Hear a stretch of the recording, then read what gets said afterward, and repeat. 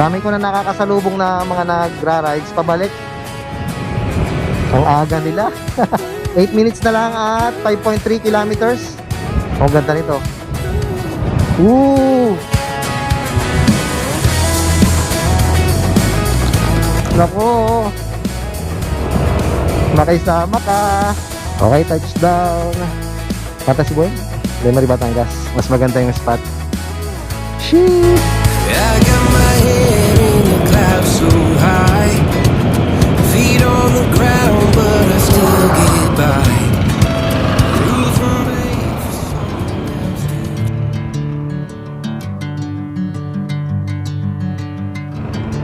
Mabasa ang daan dito. Mulan ba? Okay. Good morning. 6:43 ng umaga. At dumaan lang ako sa simbahan dito sa amin sa may Santissima Trinidad. At ngayong umaga mga part ay magra-rides tayo.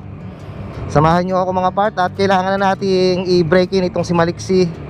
At kumpleto na naman tayo sa papeles. At ito na yung simula ng kabanata natin dito sa ating bagong Yamaha Lexi. Another day, another break in the promise was always a pattern of mine. It's the way that I learned that the game it was only a matter of time. And I pray that I don't live to pay for it yet, but I'm willing to gamble on a bet. I'm willing to forgive and forget. Medyo naninibago ako at ngayon ko lang din naisot itong ating riding gloves sa riding jacket. So, papagas lang muna ako mga part. Tayo ay may 3 bars na natitira, so papadagdagan ko na lang ito. Papapunuan ko muna. Edit pa. Parang bago to par, bago labas. Baga. Ano ba ito? Lexi. Marami na ako nakita na ito. Bago lang yun ang Yamaha. Alanganing NMAX, alanganing Gravis. Okay, nakapagpagas na tayo.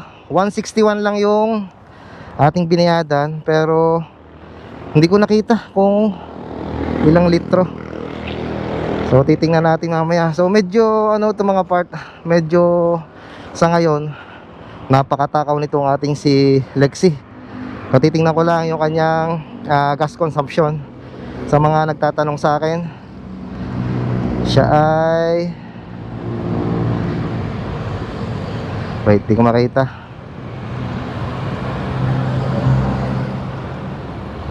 Ayun, 37 kilometers per liter.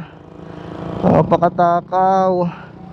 So kaya isang bagay mga part na kung bakit magra-rides tayo. So sabi ng iba ay nasa break-in period pa lang daw itong si Lexi natin. Kaya ganyan pa katakaw kumonsumo ng gas.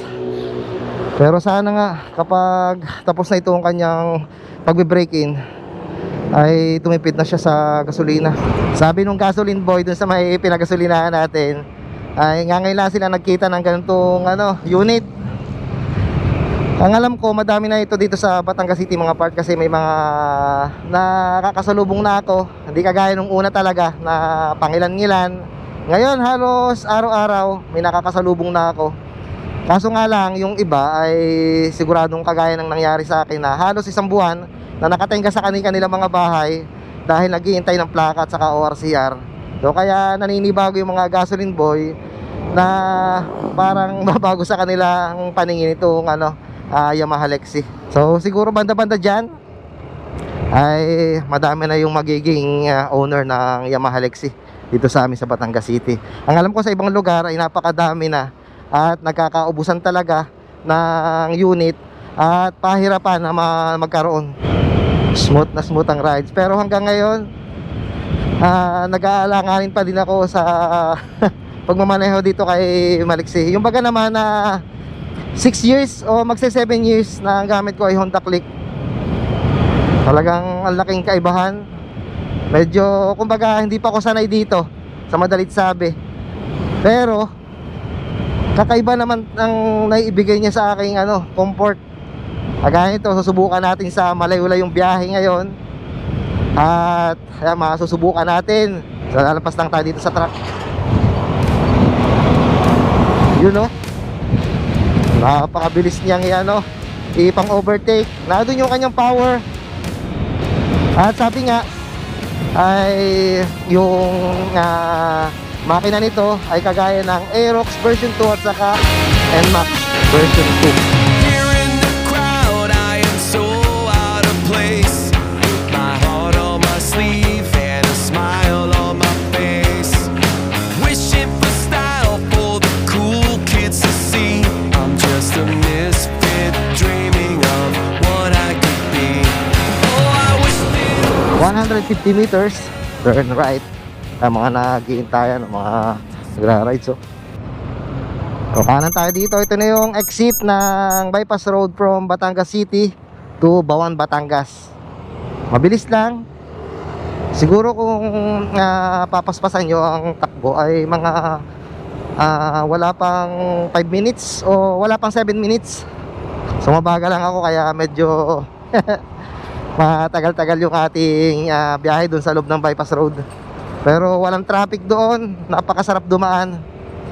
At talagang napansin ko lang kanina ay spaltado na yung kanyang kalsada. Dati kasi ay samintado lang.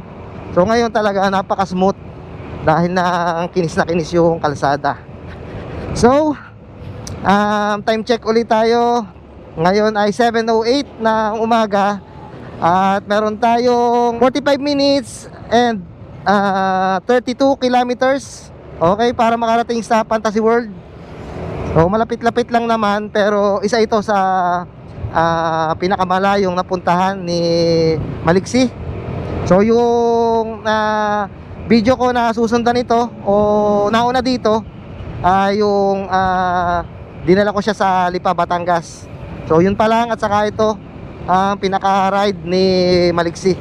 So kailangan natin talaga itong i-ride ng malayo-layo para sa ganon ay matingnan natin o ano bang tawag doon, masubukan natin kung totoo yung sinasabi na titipid pa ito kapag natapos na yung kanyang break-in period. Okay, andito na tayo sa may crossing ng Alitagtag at dito na tayo inabutan ng traffic. O ilang minuto lang buhat dun sa may exit ng Bawan. Exit ng bypass road doon sa Bawan.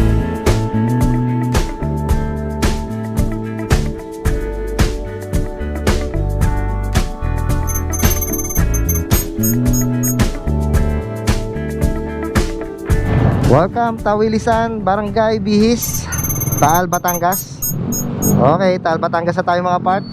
Sakop na ata ito ng Lemery.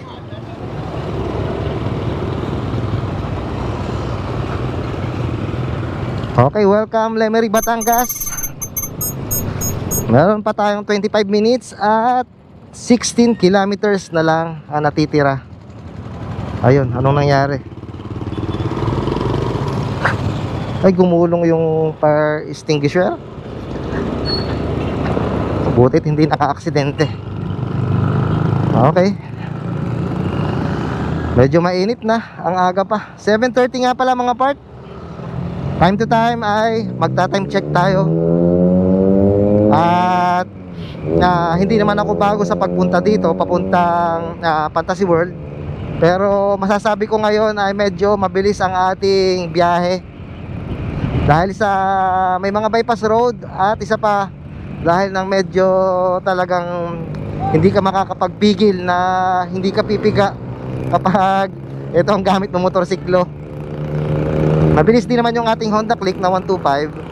Pero sabayan itong comfort ng pagmamaneho natin dito ay sigurado talagang mapapasarap ka sa biyahe. Hindi mo mamamalaya na medyo napapabilis ka na konti, pero konting-konti lang naman. Okay, kakanan na tayo. Ito na yung paakyat. Dito na magsisimula yung paakyat papunta ng Fantasy World. Okay. Manila diretso, Tagaytay diretso. Tumaob. Grabe oh. Ito kasing parting ito ay paakyat tapos may curve na konti. At sa nakita ko dun sa truck na nakataob ay puro bigas yung karga. Kaya napakabigat nun.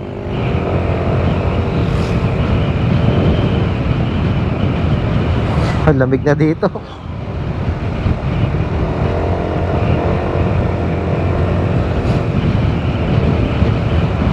Ang dami ko na nakakasalubong na mga nagra-rides pabalik.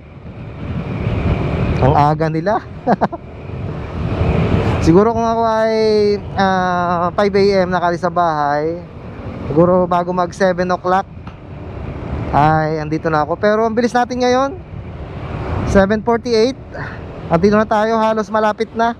8 minutes na lang at 5.3 kilometers. Ang bilis ng biyahe. Pero medyo nagbagal pa kasi ang dami kong sasakyan nasa unahan. Hindi maka-overtake dito kasi paliko-liko yung mga kalsada dito sa parting ito ng Lemery. Hindi ko lang alam kung ano nakakasakop na barangay. Ang ganda nito. Woo! Ang ganda doon. Ang maganda lang dito kahit paahon ay maganda yung kalsada. Alam ko na kung ano yung nagkokos ng pagbagal ng biyahe namin dito sa una. Hindi din maka-overtake itong Wrangler na nasa unahan ko. Yung may jeep na kargado ng hindi ko mawari kung bigas din. Ayan o. Hindi maka-overtake.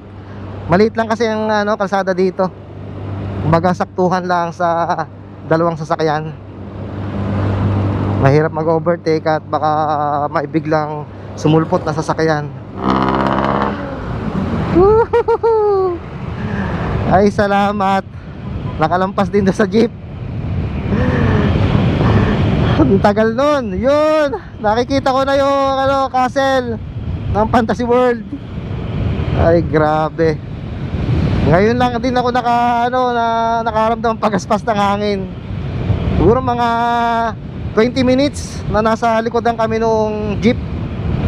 Hindi ko na din kasi masisi o hindi masisisi yung ganong sasakyan kasi kargado tapos pakyat ito. So dito lang sa parting ito nag 4 lanes. Yung dinaanan natin kanina ay 2 lanes lang kaya hindi talaga basta-basta makapag overtake. So meron na lang tayong 3 minutes and 1.2 kilometers at natatanawan na natin yung Fantasy World. Tambay lang tayo ng konti doon. Siyempre picture nitong ating motorsiklo. Mukhang nagkakaproblema itong ating camera. Sinasabi ko pa lang pero namatay na ulit. Nako, makisama ka. Okay, touchdown Fantasy World, Lemery, Batangas. Ang dami nagra-rides. Okay, mga ganun na tayo. Handa-handa na para sa ito, diretso pa tayo. Hanap tayo ng magandang spot na pwedeng tigilan. Welcome ulit sa Fantasy World. Okay, medyo kanina nung tumigil ako malapit na pala mahulog itong ating kapote. Wala pa kasi tayong top box. At pinag-iisipan ko pa kung lalagyan natin ng top box. Okay, ride safe sa mga nagra-rides dito. Konti pa yung tao dito. Ayan o, mas maganda yung spot. Sheesh, grabe, maliksi dito sa Fantasy World. Ganda. Did you wait too long? Tell him that you love him, but he's already gone, darling. Did you make too wrong? Okay, may ito pa tayong 21% sa ating battery. Okay, nakapagpahinga tayo dun sa gilid at nakapag-refresh na. Nakainom na ng tubig at talaga medyo nauho ako dun Ang hirap pumanap ng pwesto para makapag-picture. Tapos hindi ko masyadong na-picturean si Maliksi. Ayun, ang sarap, ang lamig. Yung talagang kagandahan dito sa paakyat ng Tagaytay, dito sa may Lemery. Sarap. Yun, ang ganda ng view. Ang ganda ng bundok. Ay, grabe, sana kita ninyo. Tanaw dito sa Makaahon sa Fantasy World. Tapos ito may mga dadaanan tayo magandang view sa kanan. Titingnan natin kung masisilip natin. Oh, sheesh, ang ganda naman. Meron din ba dito? Ay, hindi masyadong kita dito. Ang ganda ng view dito. Meron lang ano, pinaka poste. Grabe, ang ganda. Tapos kita yung lawa doon ng Taal. Ang alam mo kung may madadaanan pa tayo dito na kumbaga spot na kitang kita yung lawa ng Taal. So diretso pa tayo. Titingnan natin kung hanggang saan tayo makakarating. Maaga pa naman. Hindi na tayo maka-overtake dito. Ayun. Okay, time check 8:21. At napatigil lang tayo dito sa may parting ito. At hindi ko alam kung anong nangyayari dito sa ating camera.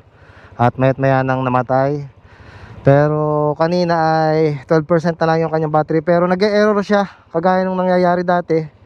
At ayun, good thing ay meron ng charger itong ating motorsiklo. Kaya kahit dadalawa yung ating battery na dala, ay siguro naman ay makakasapat hanggang sa makarating tayo sa mga pupuntahan natin kapag nagbibideo tayo, ano.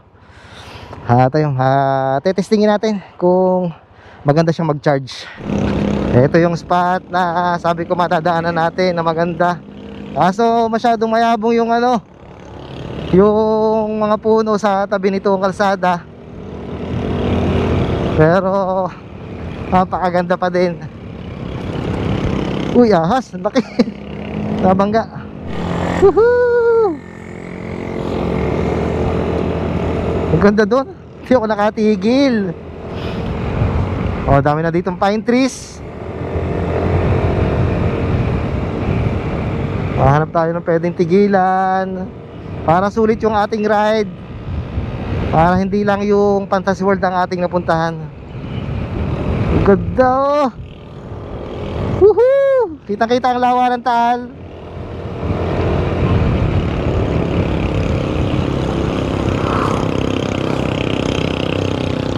Ay, grabe.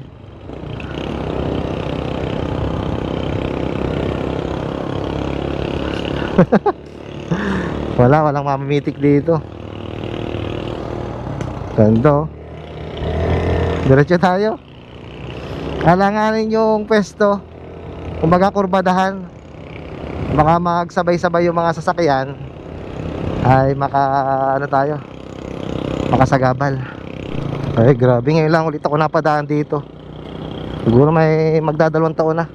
Isa pala to sa mga gumuho nung nagbagyo dati. Inaayos pa din ngayon. Pero sana ay mabilis yung matapos.